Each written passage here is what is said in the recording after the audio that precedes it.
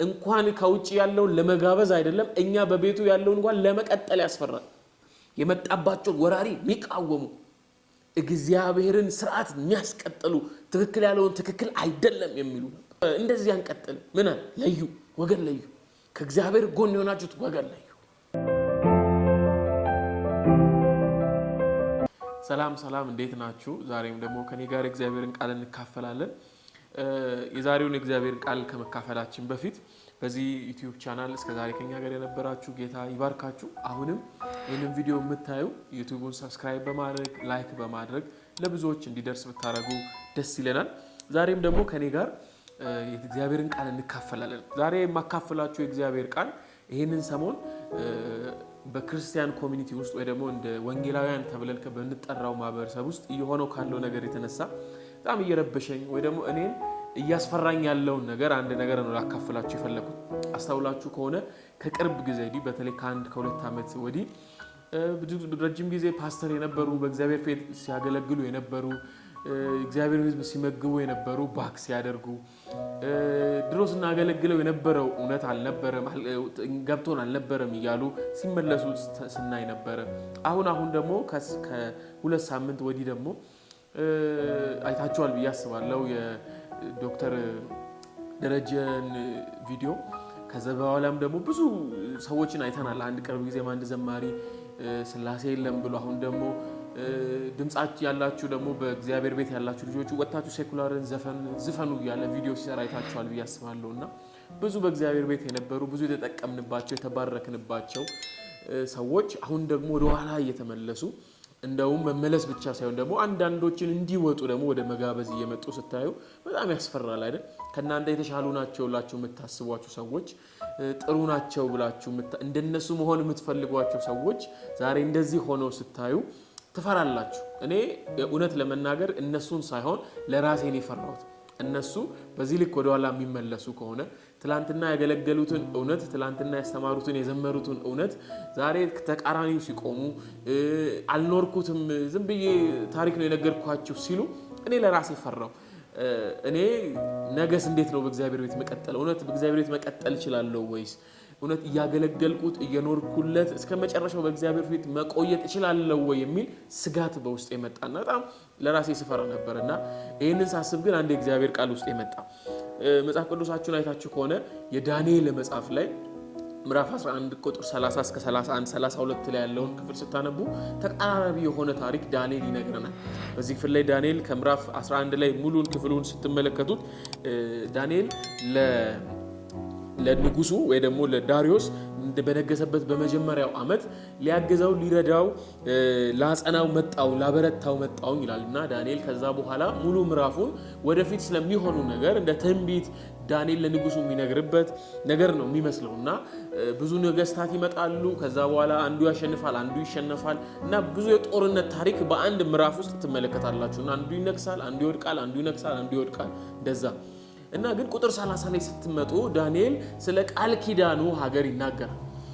አንድ ንጉስ ይመጣል። ከዛ በኋላ ያ ንጉስ ወደ ቃል ኪዳኗ ምድር ይመጣል ይላል እና የቃል ኪዳኗ ምድርም ሊመታት ይመጣል ቃል ኪዳኗ ምድር ሊያሸንፋት ይመጣል ይላልና እዛ ክፍል ላይ 2-3 ነጥቦችን ለማንሳት እሞክራለሁና እና ንጉሱ ይመጣል መጀመሪያ የቃል ኪዳኗን ምድር ሊመታ እና የሚገርማችሁ መጀመሪያ ይላል ከዚህ ንጉስ ጋር የሚተባበሩት ቃል ኪዳኑን ሲያከብሩ ያልነበሩ ከቃል ኪዳኑ ጋር ሲኖሩ ያልነበሩ ወይ ደግሞ የተውት ይላል ከንጉሱ ዘንድ የነበሩ አልነበሩ ከንጉሱ ጋር የመጡ አልነበሩ በዚሁ በቃል ኪዳኑ ሀገር ሲኖሩ የነበሩ ቃል ኪዳኑን የሚያውቁ እግዚአብሔርን የሚያውቁ ግን ምን ያደርጉ ይላል ቃል ኪዳኑ የተውት ከማን ጋር ይተባበራሉ?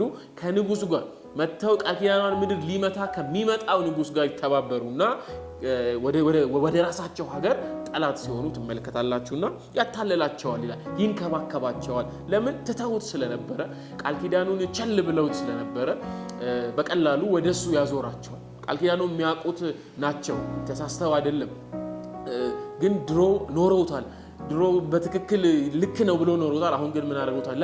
ትተውታል ይላልና ከዛ በኋላ ደግሞ ይቀጥልና ይሄ ንጉስ ከነዚህ ሰዎች ጋር ይተባበርና ቅጥሯን ይመታል ቤተመቅደሱን ይመታል ከዛ በኋላ ደግሞ የዘውትር ምንን ያስቀራል መስዋዕትን ያስቀራል ማይሆን መስዋዕቶችን በመቅደስ ውስጥ ሲሰዋ ትመለከታላችሁና በቃ ትክክል ያልሆነ ነገር በምድሪቷ ላይ ሲሆን ትመለከታላችሁና በጣም ከባድ ሁኔታዎች ይፈጠራሉ እና በዚህ ጊዜ አንድ ከታች የምትመለከቷቸው ሰዎች ሌላ ደግሞ አለ አይደል ያስፈራል ያስጨንቃል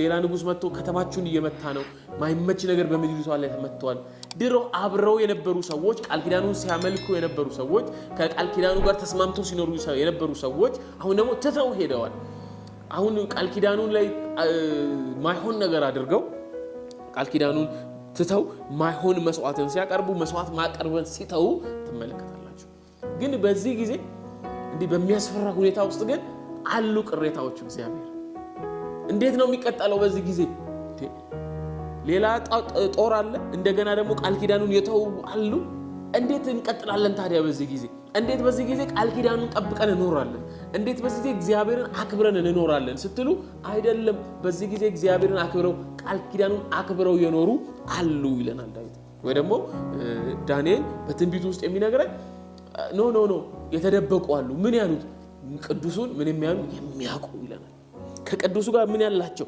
ህብረት ያላቸው በትክክል ስለ ቃል ኪዳኑ የተረዱ አሉ ስለዚህ ምንድነው የሚያስቀጥለን ስትሉ ቃል ኪዳኑን ማወቅ ከዛስ አምላክ እግዚአብሔርን ማወቅ ነው የሚያስቀጥለን በተለይ በዚህ ጊዜ በጣም የማይመች ሁኔታ በሞላበት ጊዜ ደስ የማይል ሁኔታዎች በሙሉበት ቸርች ውስጥ የምታዩት ነገር ደስ አይልም አይደል በየቀኑ የሚለቀቁት ቪዲዮዎችን ብትመለከቱ እርስ በርስ ተከፋፍለን ንግግራችንን ብትመለከቱ እንኳን ከውጭ ያለውን ለመጋበዝ አይደለም እኛ በቤቱ ያለውን እንኳን ለመቀጠል ያስፈራል ምን ያክል በእግዚአብሔር ቤት ቆያለሁ ብላችሁ እንድትሰጉ ያደርጋችኋል ግን ዳንኤል እንደዚህ ነው አሉት እግዚአብሔር ምን እሱን የሚያውቁ አሉት እግዚአብሔር ዛሬም በቤቱ ከእግዚአብሔር ጋር ህብረት አድርገው የሚቀጥሉ አሉት እንደው ምን የሚያደርጉ የሚቃወሙ ናቸው እንደው ምን የሚሉ ብቻ አይደለም በቃ ይሄ ነገር ልክ አይደለም የሚሉ ብቻ አይደለም እንደው ምን የሚሉ እርምጃ የሚወስዱ ናቸው ላንዳኔ እዚያ አንዳንዶቻችን አሁን ተደብቀን ቁጫለን ይሄ ነገር ልክ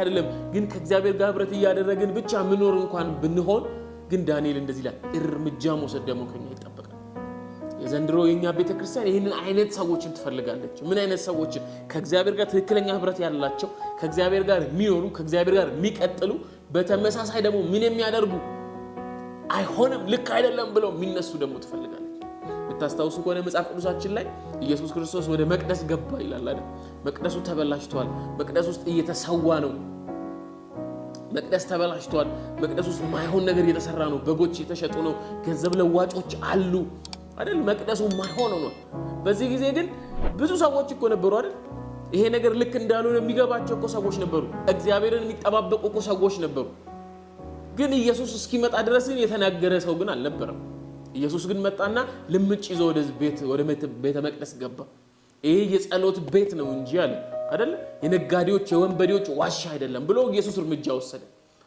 እግዚአብሔርን ማወቅ ብቻ አይደለም ኢየሱስ ከእግዚአብሔር ጋር ትክክለኛ ህብረት ማድረጉ ብቻ አይደለም እንደገና እርምጃ ወሰደ ምን አደረገ ነገሩን አስተካከለው ወደ መስመር መለሰ ከእግዚአብሔር መቅደስ ውስጥ አሕዛብ ከሚያመልኩበት ስፍራ ላይ በጎችን ነጋዴዎችን ወንበዴዎችን አባረረ ልክ ነው ተብሎ እኮ እየተኖረ ነበር አንዳንዶች ቢቃወሙ ሊኖሩ ይችላሉ ይሄ ቦታ እኮ የእግዚአብሔር ነው የሚሉ ሰዎች እኮ ሊኖሩ ይሄ እኮ አሕዛብ የሚጸልይበት ነው የሚሉ ሊኖሩ እኮ ይችላሉ ግን ኢየሱስ መጣና እርምጃ ወሰደ ያጁ እኛ እንድንቀጥል ምን ያስፈልጋል ከእግዚአብሔር ጋር ትክክለኛ ህብረት ያስፈልገናል ምኑን ቅዱሱን ማወቅ ከኛ ያስፈልጋል ነገሮች በትክክለኛ መንገድ እየሄዱ አይደለም በእግዚአብሔር ቤት ውስጥ በእግዚአብሔር መቅደስ ላይ በመድረኮች ላይ በአገልግሎቶች ላይ ትክክል ያሉ ነገሮች የተሰሩ ነው አው ያየን ነው እና ምን እናል እኛ ከእግዚአብሔር ጋር ትክክለኛ ህብረት እናድርግ የሚደረገው ነገር አናድርግ እዚህ የተሰረቀ ከሆነ አንስረቀው ከእግዚአብሔር ጋር ህብረት ይኑረን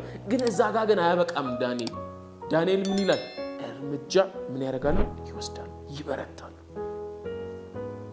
ሚበረቱ ናቸው እግዚአብሔርን የሚያውቁት ሚበረቱ ናቸው እዛ ጋር የተታለሉ ይያሉ እዛ ጋር ልክ ያልሆኑ ይያሉ እግዚአብሔርን ያላከበሩ ይያሉ መቅደስ ውስጥ ማይሆን መስዋዕትን የሚያደርጉ ይያሉ ግን በተቃራኒ ምን አሉ? እግዚአብሔርን የሚያውቁ እንደውም በርትተው የሚቆሙ የመጣባቸው ወራሪ የሚቃወሙ እግዚአብሔርን ስርዓት የሚያስቀጥሉ ትክክል ያለውን ትክክል አይደለም የሚሉ ነበር። በዘመናችን እንዲህ አይነት ሰዎችን ያጣን ይመስላል። በሁለቱም ጎራ ያለነው በዚህ ዘመን እየተከራከረን ያለነው አብዛኞቻችን ጥቅማችንን ነው የምናስከብረው፣ ከእግዚአብሔር ጎን አይደለም። ስለዚህ እንዲህ አይነት ሰዎች እግዚአብሔር ይፈልጋል ዛሬ ምን የሚል አይሆንም የሚሉ የእግዚአብሔርን ቅናት የሚቀሙ እንደ ፊናንስ አይነቶች እግዚአብሔር ይፈልጋል ዛሬ። እግዚአብሔር መቅደስ ሲበላሽ ልክ አይደለም የሚሉ፣ አገልግሎት ሲበላሽ ልክ አይደለም የሚሉ፣ ቃሉ ሲበረዝ ልክ አይደለም የሚሉ፣ የእግዚአብሔር ስም ሲሰደብ ልክ አይደለም የሚሉ ከእግዚአብሔር ጎን የሚቆሙ ሰዎችን ይፈልጋል። ሙሴ እንደለየ አይደል? ከኔ ጋር የምትሆኑ ኑ አለ። ከእግዚአብሔር ወገን የሆናችሁ ኑ አለ።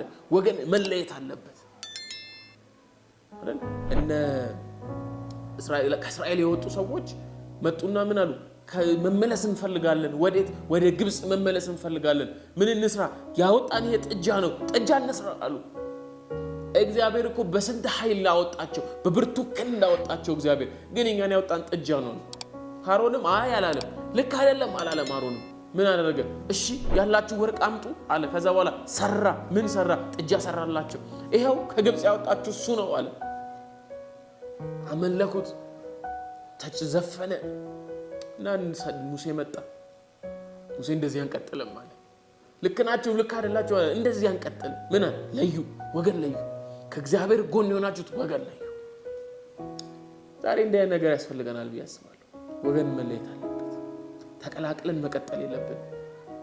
ሁላችንም ልክ ነን እያልኩ አይደለም፣ ግን አይን ያወጣው ግን መከልከል አለበት። ልክ ያለው ነገር በቃ መባል አለበት። እግዚአብሔር ጋር ያለን ህብረት አስተካክለን እንደገና ደግሞ ልክ ያለውን ልክ አይደለም የምንል ሰዎች መሆን አለበት። እግዚአብሔር እንደዚህ አይነት ሰዎችን ይፈልጋል። ቅናቱን የሚቀኑለት የእግዚአብሔር ህመም የሚሰማቸው ሰዎችን ይፈልጋል። እግዚአብሔር ይርዳል።